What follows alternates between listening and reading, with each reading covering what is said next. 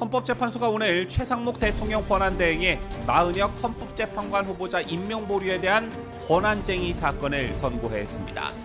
마은혁을 임명하지 않은 것은 국회 권한을 침해한 것이라면서 권한쟁의 일부 인용 결정을 내렸는데요. 다만 마은혁에 대한 재판관 지위부여 청구는 권한쟁의의 대상이 아니라면서 각하했습니다. 같은 헌법재판소의 오늘 결정이 윤석열 대통령 탄핵 심판에 어떤 영향을 미치는지 한가름해보는 시간을 갖도록 하겠습니다.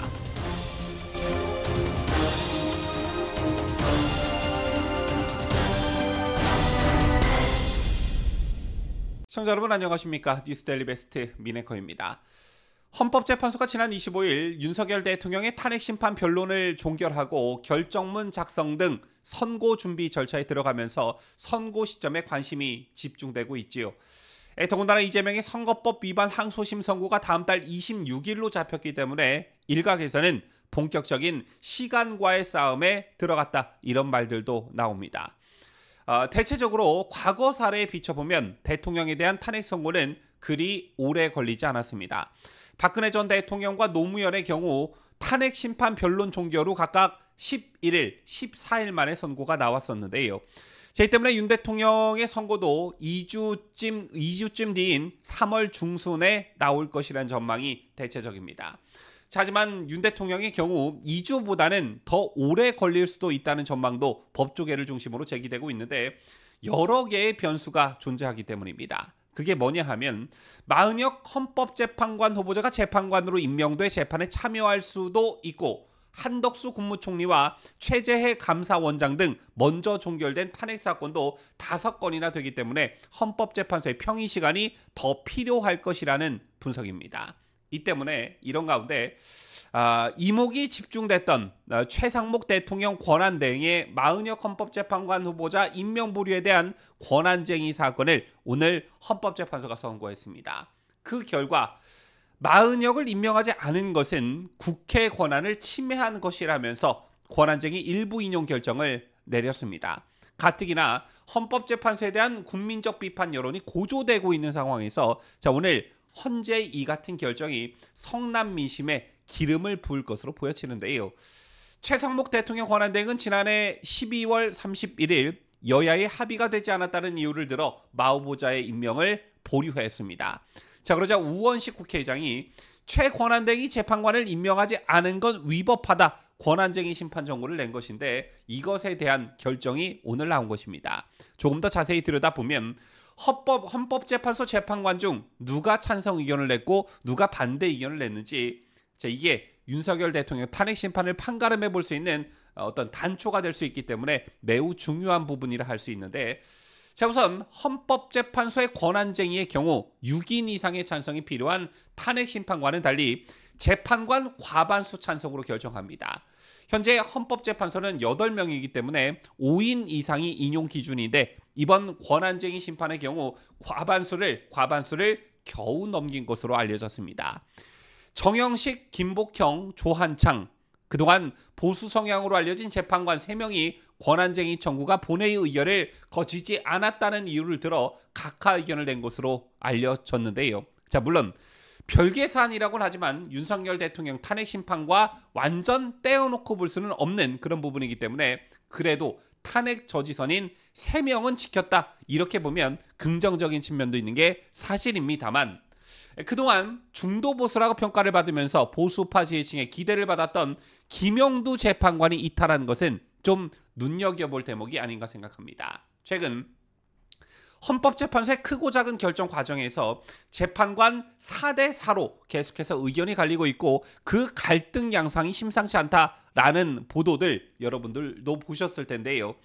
이런 보도들 때문에 김영두 재판관에 대한 기대가 컸지만 일단 마은혁과 관련해서는 김영두 재판관이 문영배, 이미선, 정정미와 결을 같이 했습니다. 헌법재판소에 오늘 이 같은 결정이 나오자마자 최상목 권한대행은 헌법재판소 판단을 존중하겠다는 원론적인 기존 입장을 되풀이했는데요. 다만 마은혁 후보자 임명 여부나 시기에 대해선 구체적으로 입장을 밝힐 수 없다고 했습니다. 그동안 제가 정치권으로부터 전해 들은 바에 따르면 최상목 권한대행이 마은혁을 임명하지 않을 것이다 라는 것에 무게가 실려 있고, 또한 한덕수 국무총리의 복귀가 초읽기에 들어가 있는 상태이기 때문에 기각 또는 각하 결정으로 한 총리가 업무에 복귀할 경우 최상목 권한대행이 고심 중인 마은혁 헌법재판관 후보자 임명 여부 결정에도 상당한 영향을 줄 것으로 보여집니다. 잘 아시다시피 헌법재판소에 이런 결정이 나왔지만 최상목 권한대행이나 복귀가 예정돼 있는 한덕수 권한대행이 제 같은 헌법재판소의 결정을 반드시 따라야 한다는 규정은 없습니다.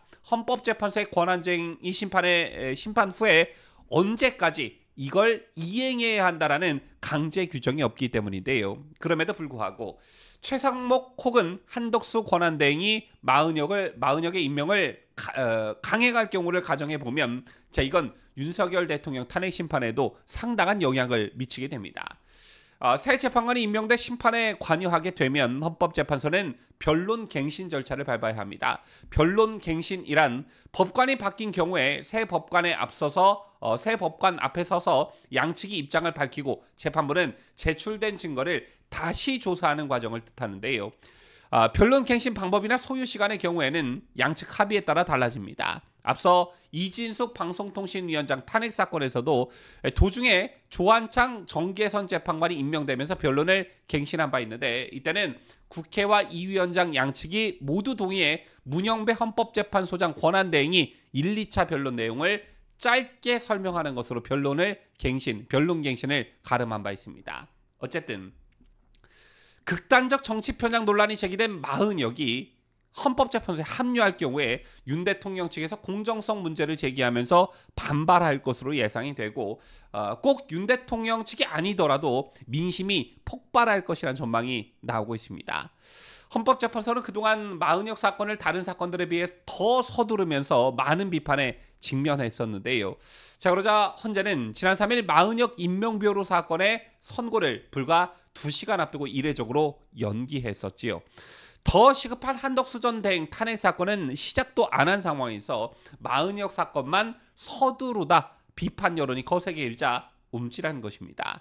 더군다나 편파의 끝판왕을 보여주고 있는 문영배 헌재소장 대행이 지난 10일 마은혁 관련 재판에서 국회 본회의 의결에 어느 정도 시간이 걸리냐고 묻자 나흘 뒤 민주당은 국회에서 마은혁 임명 촉구 결의안을 통과시켰습니다. 양쪽이 짜고 했다, 이런 생각이 들 수밖에 없는 것인데, 이런 과정이 뻔히 국민들 눈에 보였기 때문에 민심이 심상치가 않은 것입니다. 어제도 전한길 선생이 헌법학회 최고 권위자인 허영 교수의 말을 빌어 헌법재판소가 가루가 될 것이다, 이런 기자회견을 했는데, 국민 알기를 개돼지로 하는 헌법재판소의 최후 과연 어떻게 될까요? 지금까지 저는 자유대한민국을 소화하는 뉴스데일리 베스트 민앵커였습니다.